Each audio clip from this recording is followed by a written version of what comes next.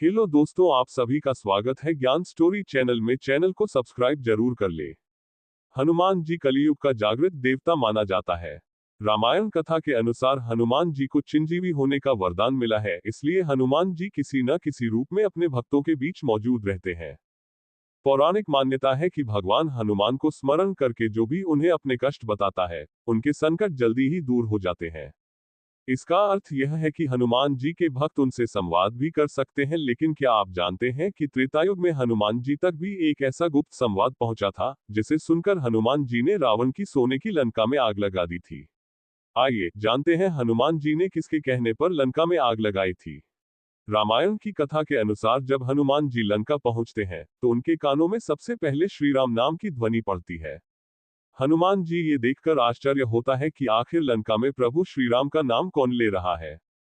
इसके बाद हनुमान जी विभीषण से मिलते हैं और उन्हें पता चलता है कि विभीषण राम भक्त है और रावण की नीतियों के विरुद्ध है। इसके बाद हनुमान जी की मुलाकात अशोक वाटिका में दयनीय अवस्था में बैठी माता सीता पर पड़ती है। सीता जी के पास ही त्रिजटा नाम की सेविका बैठी थी। हनुमान जी सूक्ष्म रूप में एक पेड़ पर बैठकर त्रिजटा के वहां से जाने की प्रतीक्षा करने लगे।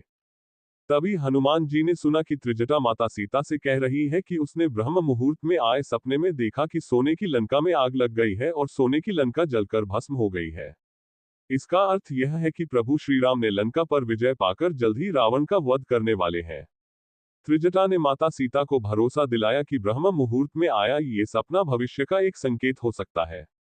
त्रिजटा की बात सुनकर माता सीता को उम्मीद नजर आई कि जल्द ही उनके दुखों का अंत होने वाला है। पेड़ पर बैठे हनुमान जी भी ये बातें सुन रहे थे। हनुमान जी ने जब त्रिजटा की बातें सुनी तो उन्हें बहुत हैरानी हुई, क्योंकि एक ऐसा ही सपना हनुमान जी ने भी देखा था। हनुमान जी ने सपने में वही सब देखा था जो त्रिजटा ने सीता जी को बताया था। हनुमान को इस गुप्त संवाद में लंका जलाने का समाचार मिला। इस संवाद के माध्यम से हनुमान जी समझ गए कि प्रभु श्री राम लंका दहन का संकेत दे रहे हैं, जिससे कि रावण का अभिमान टूट सके। वहीं लंका दहन से देवी पार्वती का शाप भी जुड़ा था, जिसे इस त्रेतायुग में सिद्ध होना ही था। हनुमान जी को स्पष्ट हो चुका था कि प्रभु श्री राम उनसे गुप्त संवाद करके क्या संदेश दे रहे हैं, लेकिन हनुमान जी दुविधा में पड़ गए कि इस दूसरे देश में बिना किसी व्यवस्था यानी तेल, अग्नि आदि के लंका दहन कैसे करेंगे। हनुमान जी इस सोच में डूबे कि अचानक उन्होंने देखा कि माता सीता अकेली वृक्ष के नीचे बैठी है। इसके बाद हनुमान जी ने माता सीता से मिलकर उन्हें विश्वास दिलाया कि उन्हें प्रभु श्री राम ने ही भेजा है। हनुमान जी ने माता सीता को प्रभु श्री राम का अंगूठी दी। अंगूठी देखकर माता सीता प्रसन्न हुई। माता सीता से मिलने के बाद हनुमान जी अशोक वाटिका में घूमने लगे। हनुमान जी फल फूल तोड़कर उनका आनंद लेने लगे। जब लंका के कुछ सैनिकों की नजर हनुमान जी पर पड़ी तो उन्होंने बजरंगबली को पकड़ने की कोशिश की, लेकिन विफल रहे।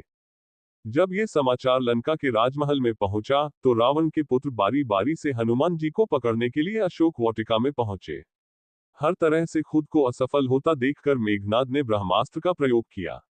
ब्रह्मास्त्र का सम्मान करने के लिए हनुमान जी उन्हें ब्रह्मास्त्र को नमन किया और खुद ही पेड़ से टकराकर नीचे गिर पड़े। इसके बाद हनुमान जी पकड़कर लंका की राजसभा में पेश किया गया। राजसभा में उपस्थित किए जाने पर हनुमान जी ने रावण को बताया कि वे एक दूत हैं और प्रभु श्री राम का समाचार लेकर आए हैं। हनुमान जी के मुख से प्रभु श्री राम का समाचार सुनकर रावण बहुत क्रोधित हुआ और उसने हनुमान जी को मृत्युदंड देने का निर्णय लिया। यह देखकर सभा में बैठे विभीषण ने कहा कि एक दूत के साथ ऐसा व्यवहार करना मर्यादा के विरुद्ध है।